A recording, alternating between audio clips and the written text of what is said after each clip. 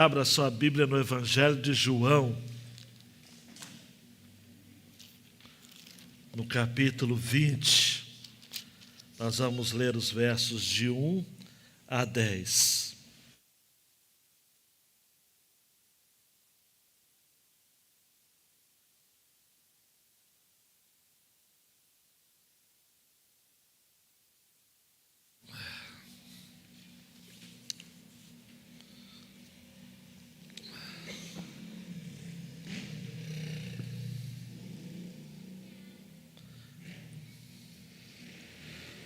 Eu não sei se você sabia, mas a literatura mais vendida no mundo é o Evangelho de João. A literatura mais vendida no mundo. É um evangelho incrível. É um evangelho onde Jesus é apresentado em sua beleza complexa, infinita. É o evangelho que começa de maneira assim garbosa, de maneira lindíssima. No princípio era o Verbo, e o Verbo era Deus. É o evangelho que tem ao seu fim uma declaração de propósito muito bem estabelecida. Versículos 30 e 31. Na verdade, Jesus fez, diante dos seus discípulos, muitos outros sinais que não estão escritos neste livro. Estes, porém, foram registrados para que vocês creiam que Jesus é o Cristo, o Filho de Deus, e para que, crendo, tenham vida em seu nome. Muito claro o propósito da escrita deste evangelho. Este evangelho foi o último a ser escrito. Cerca de 60 anos depois dos acontecimentos. Deu tempo para João ter experiências incríveis com o seu amado. João, que nos episódios descritos no seu evangelho, tinha entre 16 a 18 anos de idade, vai sobreviver a todos os demais apóstolos. Vai morrer idoso, provavelmente na cidade de Éfeso, depois de ter passado um tempo preso na ilha de Patmos, onde hoje é a Turquia. Um homem marcado por Jesus. Um homem que foi impactado por tudo aquilo que aprendeu com Jesus. Seu evangelho, em 85% do texto, é dele, singular, sem paralelos com os outros evangelhos. João, como na mensagem passada, foi aquele a quem Jesus confiou os cuidados de sua mãe. No capítulo anterior, 19, versos 25 a 27. João, provavelmente o único dos apóstolos que estava ao pé da cruz, vendo aquela cena incrível, pujante, marcante, inglória. João que foi testemunha da ressurreição de Jesus e o primeiro dos 12 a crer no Cristo ressuscitado. João, o amado, o um amado, o que fazia sempre questão de dizer de si o discípulo a quem Jesus amava. Quem está acompanhando essa série dos 12 discípulos sabe que o meu propósito foi trabalhar 2 textos, 2 porções para cada um dos discípulos. De João foi um desafio, porque tem tantas e tantas.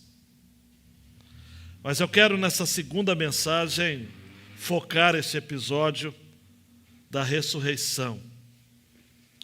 Mas antes, como eu tenho feito com os outros discípulos, tenho dado crédito à poesia de Guilherme Kerr, no seu excelente trabalho Eram 12, onde em cada faixa ele homenageia com a sua poesia um dos 12.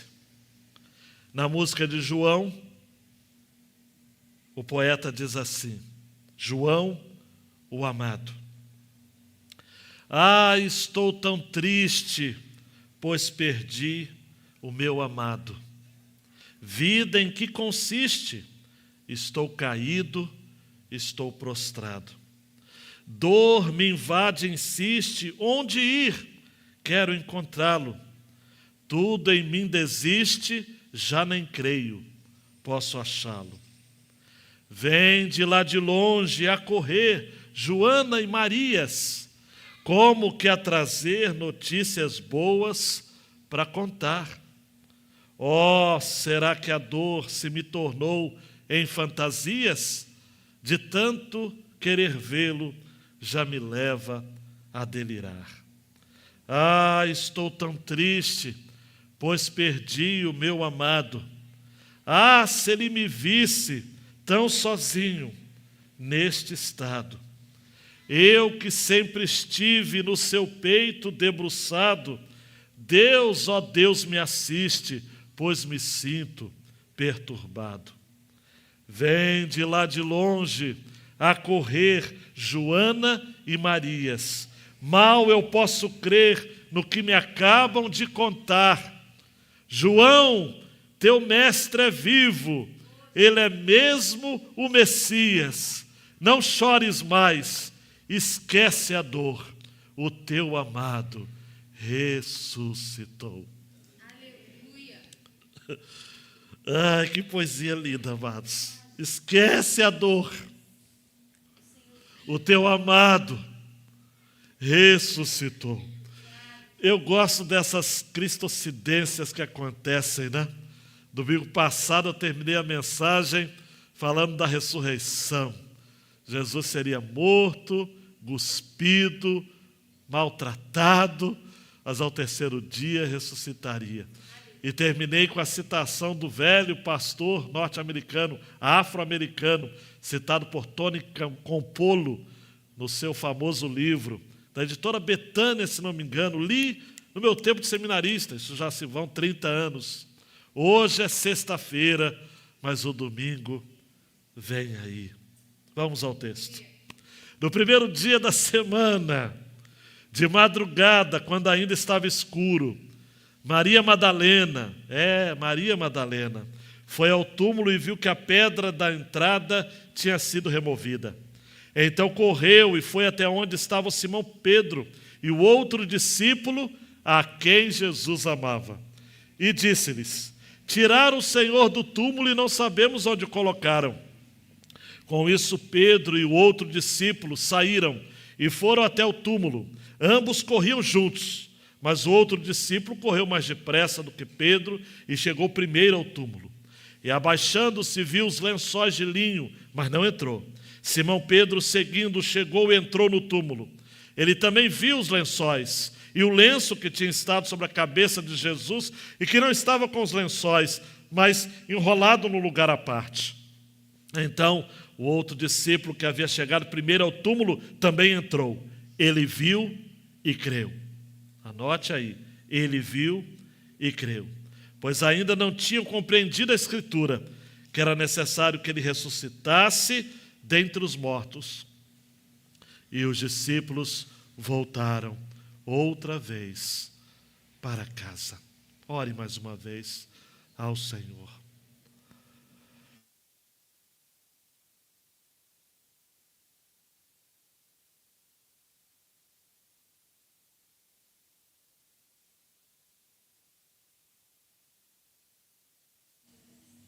Ó Deus, queremos ouvir a Tua voz, Senhor, no nome de Jesus, no nome de Jesus.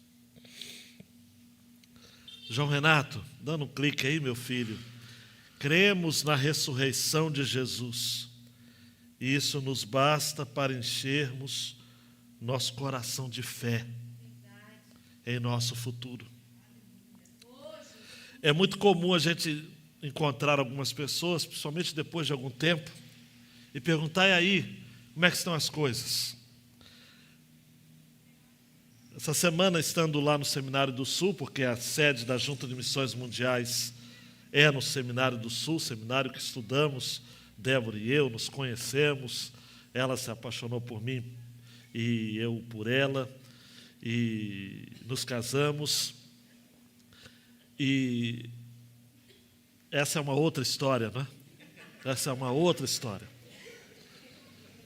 O filme passou pela minha cabeça. Ô Vitor, o quarto que a Junta me cedeu foi justamente no mesmo prédio que eu morei recém-casado, prédio de número 30. Então é incrível as memórias, não é? É.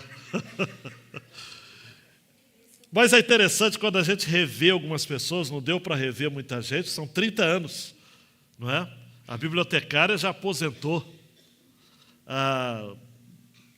Só para vocês terem uma ideia, quem filmou as minhas aulas foi um filho de um dos professores nossos, que tinha 4 anos de idade quando eu estava no seminário. E hoje está lá, já pai, vindo ao seu segundo filho. Mas o meu ponto são as notícias também difíceis que a gente recebe. Um pastor de nossa turma, atualmente pastor da segunda de Itaperuna, pastor Arlênio Machado, praticamente da nossa idade, infartou. Mandei mensagem para ele, ele disse o seguinte, aquele jeitão dele, né? Ezequias, o tempo é implacável. Mas o que nos dá esperança para o futuro? Saber que Cristo ressuscitou. Aleluia. Nós cremos na ressurreição de Jesus. Então nós estamos diante de um texto, amados, que aborda uma constatação arrebatadora. O túmulo de Jesus estava vazio. E está vazio até os nossos dias. Nunca foi em Israel, mas é sabido que há uma igreja no local, igreja do Santo Sepulcro, no local que se atribui à tradição de onde Jesus ressuscitou. Mas, ao mesmo tempo, o que nós temos aqui nesse texto é o relato de uma das maiores evidências de fé que nós encontramos na Bíblia. A fé de um jovem discípulo. Eu me encanto com João pela sua juventude. Claro que cada discípulo tem a sua marca. Pedro tem a sua marca de ser alguém entusiasta, impetuoso. Ele falava o que vinha na cabeça. Isso é bom, isso é mal. Foi bom também falar de Tiago, o esquentadinho, aquele que estava irado, e o filho de Boanerges, o filho do trovão, o Boanerges, junto com João também, seu irmão, querendo obter um lugar de honra diante de Jesus, e sendo o primeiro discípulo a morrer. Foi o primeiro discípulo a morrer. Seu ministério teve 14 anos apenas. Em comparação com seu irmão João, que teve mais de 60 anos de ministério, dá para você perceber. Na próxima quinta-feira, querendo Deus, eu vou falar de André. John MacArthur fala que ele é o apóstolo das pequenas coisas. Porque tudo é pequeno, tudo é simples com André. Ele não escreveu nenhum evangelho, ele era irmão de Pedro, então por conta disso, viver na sombra de Pedro deveria ser uma coisa terrível, né? Ele nunca ia ter espaço algum. Mas é alguém que gostava das coisas pequenas. Foi ele que trouxe o seu irmão para conhecer Jesus. Foi ele que trouxe um grupo de gregos para conhecer Jesus. Foi ele que apresentou a Jesus um menino que tinha 5 pães e 2 peixes. André, o mensageiro, será o nome da minha série. Agora, João é aquele, amados, que no capítulo 13 do seu próprio evangelho, no versículo 23, ele estava aconchegado no peito de Jesus. A ideia do original grego é esse, aconchegado, como um filho que anela pela proteção do seu pai. A tradição católica da Idade Média não fez bem à imagem de João, porque as imagens que tem nas principais basílicas do mundo representam um João com uma face serena, me perdoe como eu vou estar apontando aqui, com o rosto e um semblante efeminado. Passou-se a tradição, ou através da tradição, a ideia de um João terno, amoroso, bondoso, magnânimo, frágil. Mas esse não era o João, cara. O João é o filho do trovão, junto com o Tiago. Ele é impetuoso, ele é forte, ele é vibrante. Ele vai se tornando ao longo do tempo melhor. Porque ao contrário do que se diz por aí, que na velhice, na essência, quando se envelhece, a essência prevalece, não é assim não. Na maioria das vezes o cara envelhece e fica muito mais ferrenho naquilo que ele tinha de pior. Se torna muito mais carrancudo, se ele já o era, muito mais legalista, muito mais moralista, muito mais bravo, insensível e tal. Mas com João foi diferente, porque ele foi transformado. De filho do trovão, ele se tornou o discípulo a quem Jesus amava. Eu me emociono com João. Eu me emociono com João porque ele durou tanto tempo quanto durou, porque ele tinha um ministério, ele tinha um trabalho a fazer. Ele precisava ter escrito o Evangelho, mas ele também precisava ter escrito as 3 cartas, sobretudo aquele trecho que ele fala: Deus é amor. Henry Martin foi um missionário que disse: se Deus tem trabalho para eu realizar, eu não posso morrer. John Piper fala que o nosso ministério é mais importante do que a nossa vida. Em outras palavras, Beto, Júlio, nós somos imortais até que concluamos o trabalho que Deus tem para nós, para cada um de nós. João Renato, João foi testemunha do túmulo de Jesus vazio. Era o primeiro dia da semana, eu não vou entrar em detalhes a respeito disso, mas até hoje, todo domingo, se você tem dificuldades de dizer para você mesmo por que você tem que vir no culto domingo, se cada dia de domingo, para acordar você, ou se você tem aquele filho, aquela filha, que só a misericórdia do pai, que tem tanta dificuldade de acordar domingo, você precisa crer e compartilhar com ele e com ela a seguinte verdade: domingo é o dia em que celebramos a ressurreição do Filho de Deus. A festa cristã é no domingo. É no domingo. Não há outro dia mais especial para o cristão do que o domingo. Do que o domingo. Os puritanos, crentes piedosos do século XVII, eram tão radicais guardando o domingo que eles não faziam qualquer trabalho no domingo. Eles influenciaram gerações. Li certa feita, por exemplo, que o Robert Calley, que foi o primeiro pastor missionário enviado, escocês, de linha congregacional, fundou a Igreja Evangélica Fluminense, lá no bairro de Estácio, no Rio de Janeiro, em 1858. Ele era tão radical guardando o domingo, que quando falecia alguém da igreja no domingo, eles nem contratavam serviço fúnebre. Eles iam carregando o caixão pelas costas, ou nas costas, até o cemitério para não fazer nenhuma contratação de serviço.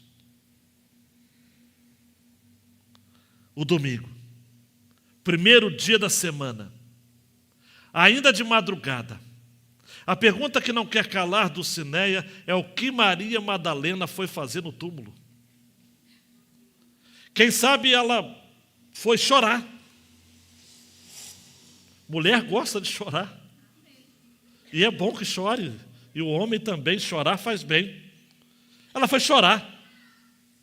Quem sabe ela foi junto com outras mulheres também para homenagear a Jesus com perfumes, com especiarias. Quem sabe, Márcia, no fundo, Maria Madalena, que já havia ouvido, porque ela era uma discípula e caminhava com Jesus, já tinha ouvido sobre a ressurreição, e ela, diferentemente dos outros, tinha essa expectativa no coração, quem sabe? Fato é que ela estava lá. Quando todos fugiram, Maria Madalena estava lá. Ela e outras mulheres foram ao túmulo. Mas ela encontrou o sepulcro aberto. A pedra da entrada tinha sido removida. Ela então, no versículo 2, correu. Há quem diga que esse capítulo 20 de João tem mais correria do que o evangelho inteiro. Ela correu. E foi até onde estava Simão Pedro, o outro discípulo a quem Jesus amava, João se referindo a si mesmo, e disse: olha, tiraram o Senhor do túmulo. Não sabemos onde o colocaram. Tiraram o Senhor. Matthew Henry disse assim: ela foi ao sepulcro para lavar o corpo com as suas lágrimas, para chorar e ungir Jesus com o bálsamo que tinha preparado. E ela sai de lá, perturbada. Aí eu quero que você pare para pensar o seguinte: mas pastor, por que ela logo fala que o corpo de Jesus havia sido roubado? Porque, Linalvo, era comum o roubo de túmulos nesse tempo. Era tão comum que o imperador Cláudio já havia ordenado pena de morte para quem fosse condenado por destruir túmulos, remover cadáveres ou até mesmo deslocar pedras que fechavam a entrada dos túmulos. Era comum. Por isso, a fala de Maria Madalena era compreensível.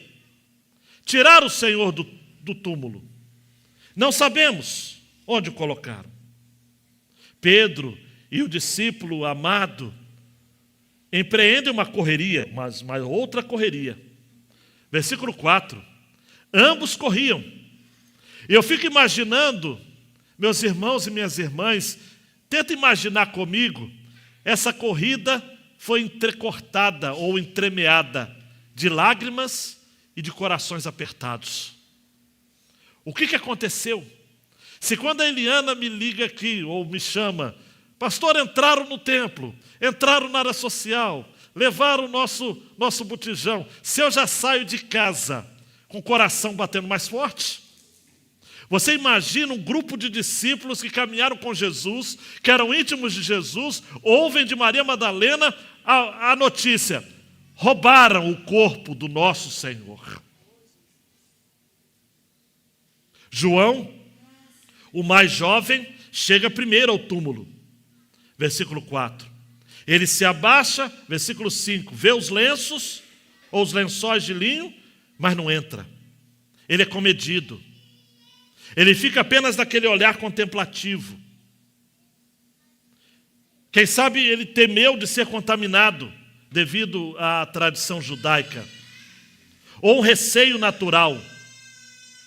Ou um comentarista vai dizer, eu concordo muito com ele, foi um temor reverente.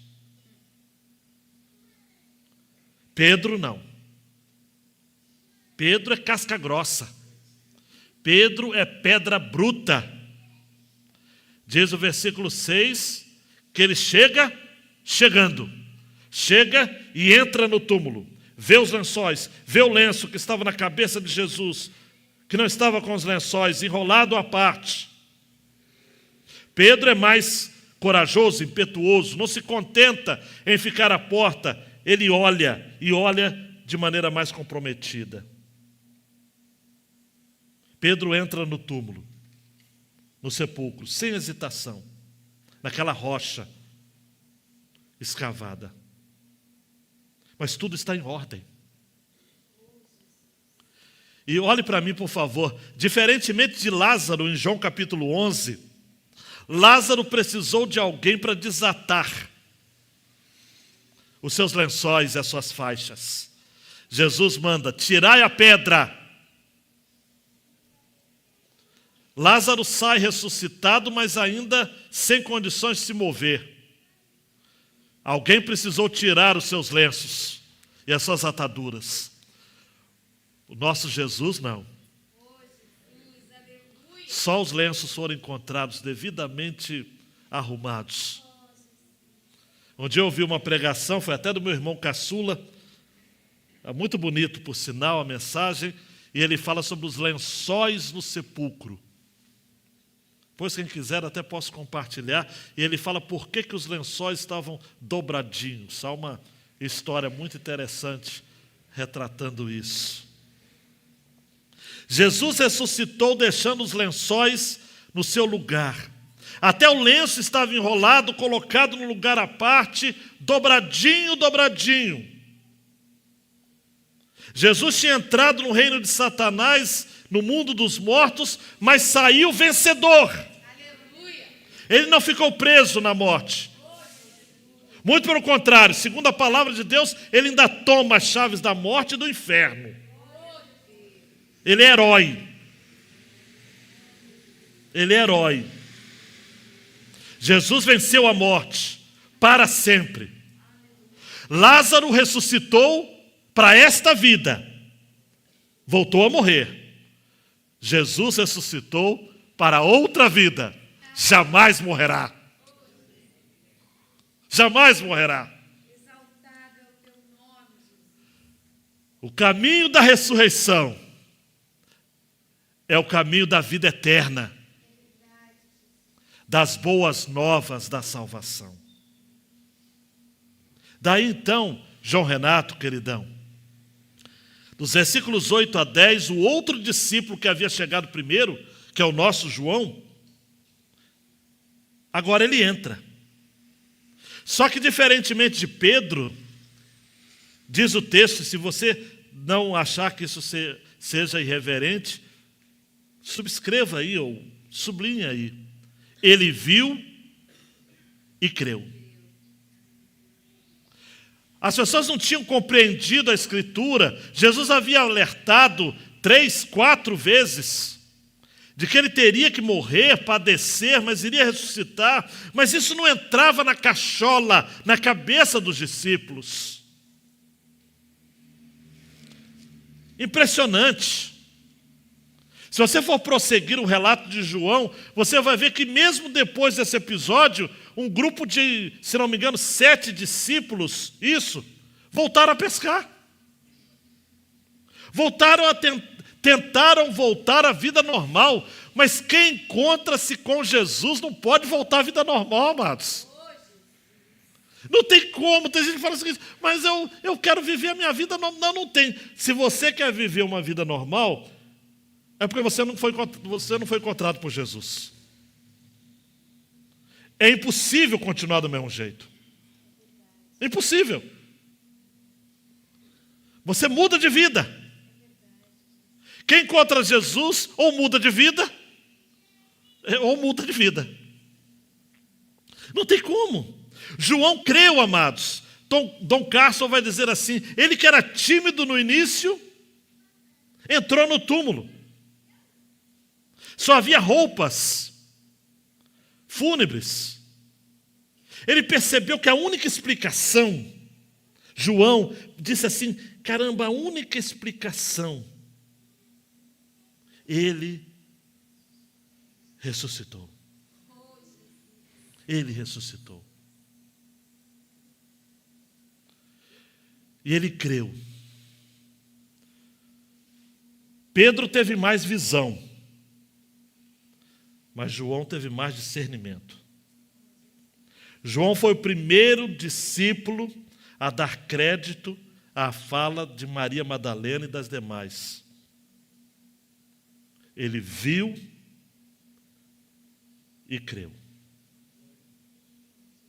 Viu e creu. Não tem como, queridão e queridona. Talvez você esteja aqui nesta noite e seja como Pedro. Olha o cenário, mas não consegue ver no cenário evidências suficientes para embasar a sua fé. João viu o mesmo cenário, mas ele creu. Aleluia. Não tem como, amados. Não tem como. Se a pessoa não crer, não adianta você discutir com o incrédulo. Não adianta você ficar gastando saliva, eu vou usar aquele argumento. Não. Vai ter gente que vai ver e não vai crer. Vai ter gente que vai ver e crer. E dando um spoiler sobre Tomé, Jesus vai dizer, bem-aventurados que não viram e creram. E creram. Um comentarista chamado Charles Champlin vai dizer o seguinte, Norman Champlin, bastou uma pequena, mas sólida evidência, apenas o sepulcro vazio, as mortalhas sem o corpo, para que a mente e o coração de João fossem revivificados, para que ele se lembrasse daquilo que Jesus havia dito. É sempre assim. Daquele dia em diante, queridão e queridona, os discípulos passaram a ter uma coragem incrível. Claro que teve outro encontro no cenáculo, onde a portas fechadas, o Cristo ressuscitado aparece.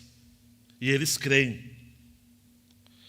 Está ainda no capítulo 20. Nós vamos tratar disso. No outro domingo, Jesus aparece aos discípulos.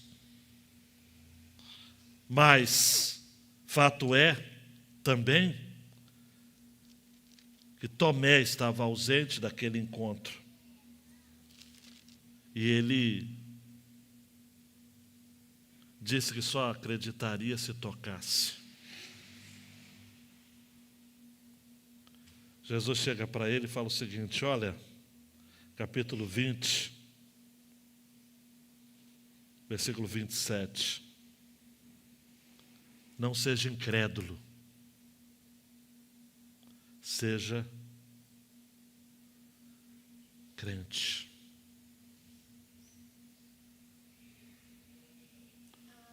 A morte de Jesus foi pública. A ressurreição de Jesus foi privada. A morte de Jesus todos viram. A ressurreição de Jesus só viram os crentes. Glória. És maravilhoso. Essa é a convicção que move a nossa vida. Essa é a fonte de onde emana a nossa coragem e o nosso testemunho. O nosso Cristo ressuscitou. Aleluia. Bendito. Algumas reflexões, João Renato. A primeira é de que a ressurreição de Jesus sacraliza o domingo. Isso mesmo. O domingo é o dia santo para os cristãos.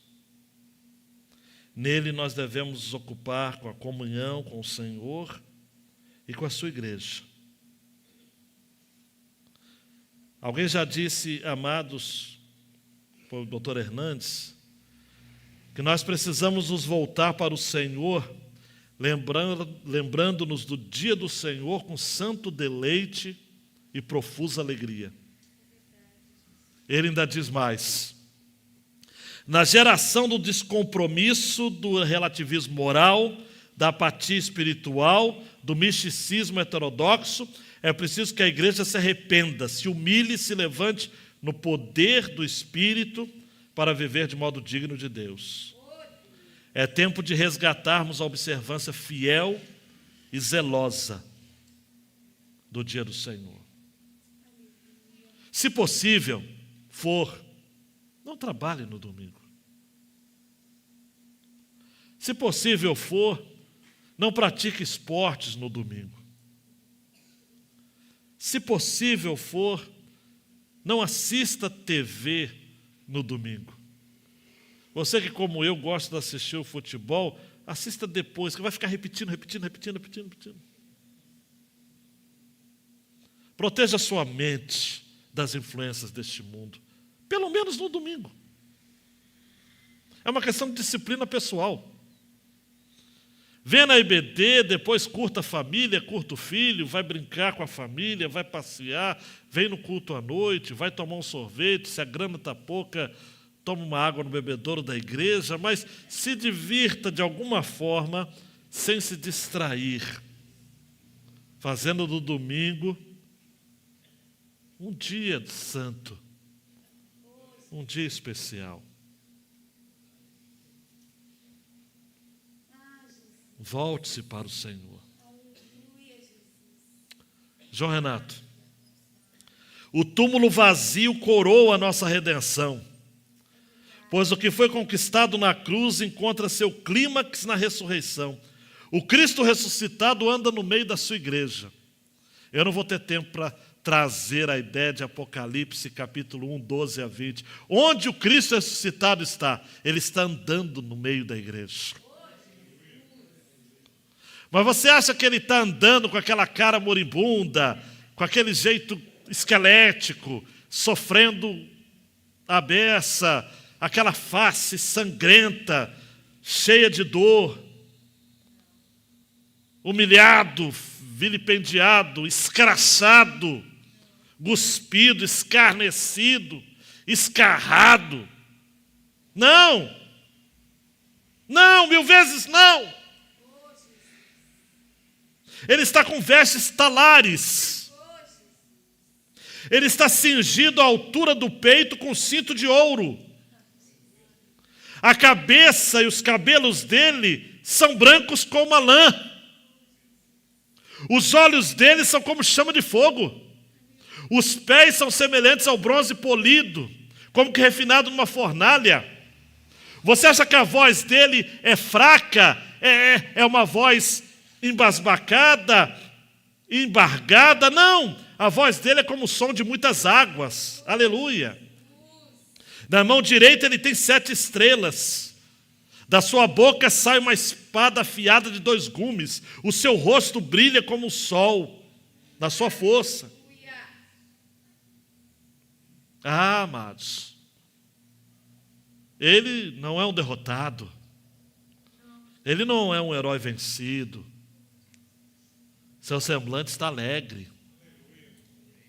Como diria o pastor Ebenezer, nosso reitor de seminário, ele anda de modo altaneiro. Ele tem as chaves da morte e do inferno. Ele é o primeiro e o último. Ele é aquele que vive. Ele é o que esteve morto, mas que agora está vivo para todo o sempre. Aleluia. É nisso, amados, que a igreja crê. É nisso que o discípulo amado creu. Não porque ele viu apenas o túmulo vazio, mas porque ele sabia que se os lençóis estavam arrumados é porque ele para lá não voltaria mais. Ele creu. Ele creu. O sentido daquilo que Jesus havia dito nas Escrituras se tornou claro. Dando um clique, João. Renato. Por isso que nós cremos na ressurreição de Jesus. Isso nos basta para enchermos nosso coração de fé em nosso futuro. Eu demorei, mas pedi depois da Débora preparar com o pessoal da música o hino. Mas o hino 137 do Inário para o Culto Cristão, se o João Renato puder colocar em tela. 137 do Inário para o Culto Cristão, foi composto por um casal, William e Glória. Glória. No ano de 1971, já se vão alguns anos, na minha conta rápida, ruim de matemática, 52, né? 52 anos. O casal passava por um momento difícil na vida. Bill fazia faculdade quando criou um grupo, um trio, junto com 2 irmãos, em 1956. Eles cantavam músicas tradicionais cristãs de uma forma mais despojada, mais moderna à época. Em 1962, ele conheceu Glória e passaram a trabalhar juntos no ministério. Em 1967, Bill parou de lecionar, porque ele estava trabalhando como professor e compositor. E passou então a se dedicar apenas à composição de músicas cristãs e a trabalhar na igreja. Glória dava aulas também na escola de música. O casal tem inúmeras composições juntas. E a mais famosa é o 137, dando um clique aí, que diz, logo na sua primeira estrofe: Deus enviou Jesus, seu Filho, e seu amor perdão nos dá. Na cruz morreu por meus pecados, mas ressurgiu e vivo com o Pai está. João Renato. Porque vivo está, o amanhã enfrento. Essa letra, o amanhã enfrento, se torna muito mais real quando nós temos uma situação que eles viveram. Na década de 70, eles estavam passando por sérios problemas financeiros. Problemas na igreja que eles eram membros. Os anos 70 também para os Estados Unidos, para o mundo inteiro, foi um tempo também de grandes crises e guerras. De repente, Bill e Glória, que já tinham 2 filhos, de repente, não mais que de repente, é aquela velha história, né? Eu não sei o que aconteceu, mas os adultos aqui sabem o que aconteceu. Glória se viu grávida do 3º filho. Não era um tempo favorável para se ter o 3º filho. Eles estavam com severas dificuldades. Para complicar ainda mais, o mercado musical também não estava indo muito bem. De repente, então, o Senhor lhes deu essa canção. Daí a segunda estrofe, que o inário para o culto cristão resgatou a segunda estrofe. A harpa cristã ou outros inários não tem essa estrofe, mas no original tem. Dando mais um clique, João Renato, por favor. Porque tem a ver com essa história do terceiro filho de Bill e Glória. Que belo é...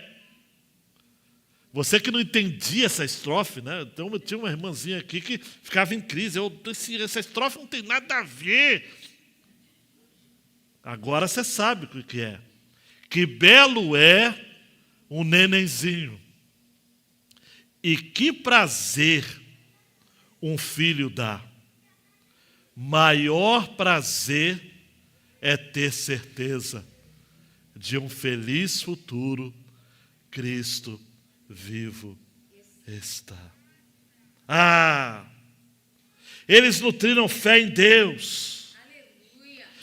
Tiveram seu terceiro filho. Se isso não fosse bastante, Nilton, uma outra história que eu esqueci. Bill estava com uma séria enfermidade. Glória pensava todos os dias, Tati, que talvez ela teria que criar aquele filho sozinha.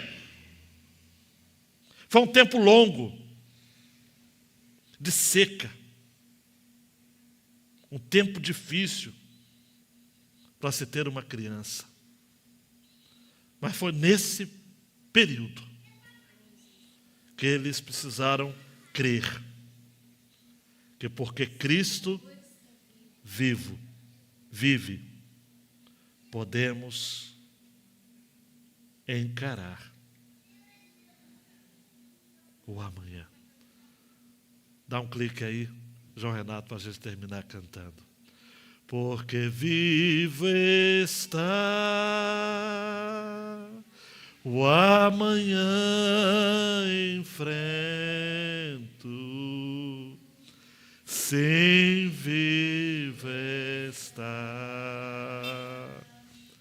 não temerei, pois eu bem sei, é dele o meu futuro. E a vida vale a pena, Cristo vivo está. Eu não sei que momento você está enfrentando a sua vida agora. Pastor, meu trabalho está ruim. Pastor, meu filho é adolescente, só me dá trabalho. Pastor, eu estou formado, mas estou desempregado. Pastor, eu não sei o que eu vou fazer com a minha vida, com o meu casamento, com meu filho.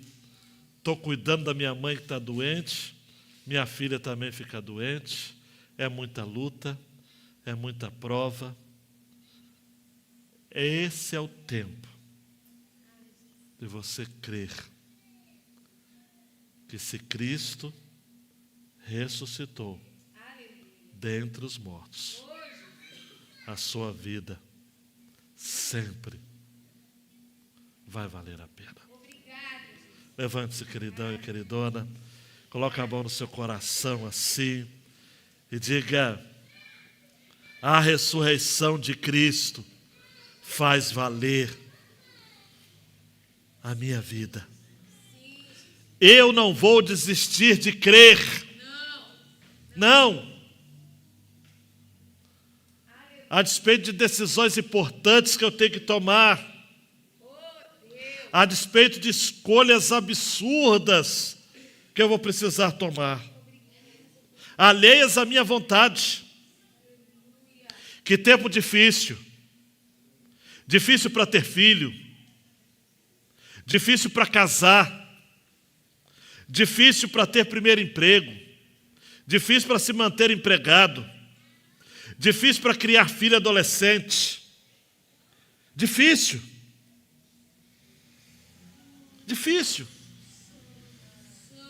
E você está pensando: Deus, está difícil. Está difícil, Deus. Coloque a mão no seu peito e diga: Senhor, tem hora que eu acho que eu não vou aguentar.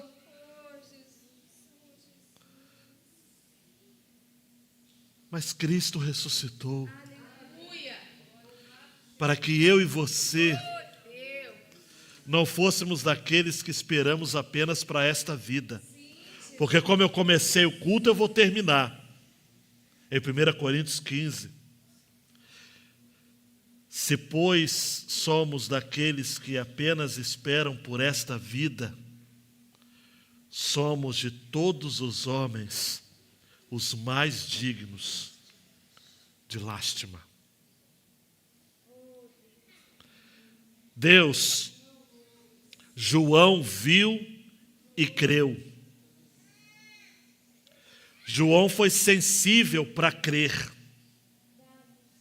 Dá-nos essa sensibilidade para que, a despeito do que vemos, a despeito do que sentimos, a despeito do que ouvimos, possamos crer. Crer que a nossa vida está nas tuas mãos. Que o nosso destino está traçado por ti. Que Cristo é quem de fato dá a última palavra a respeito de qualquer questão da nossa vida. Não é o médico, não é o advogado, não é o terapeuta, não é o político, é Cristo. E enquanto Cristo for Cristo, a última palavra vai ser vida e não morte. Porque Ele ressuscitou. Ele está vivo. Ele está entre nós. Te louvamos, Senhor. Te exaltamos, Cristo ressuscitado. Ansiamos reencontrá-lo nas nuvens. O nosso nome sendo chamado. Anseia-nos reinar com o Senhor em novos céus e nova terra. Cremos nisso. Cremos na ressurreição. E daí, como a música do Juliano Som, e vai valer a pena. Vai valer a pena. Ou mais ainda, já valeu a pena. Porque a ressurreição de Cristo já está fervilhando vida no nosso coração. Obrigado por esta palavra. Obrigado por João, sua vida, seu testemunho, sua mensagem. Em o nome do Senhor Jesus. Amém. Amém. Amém. Ore silenciosamente, queridão, queridona. Fique com a gente um pouco de comunhão lá na área social. E creia, a despeito do que vivemos, nós cremos. Cristo está vivo.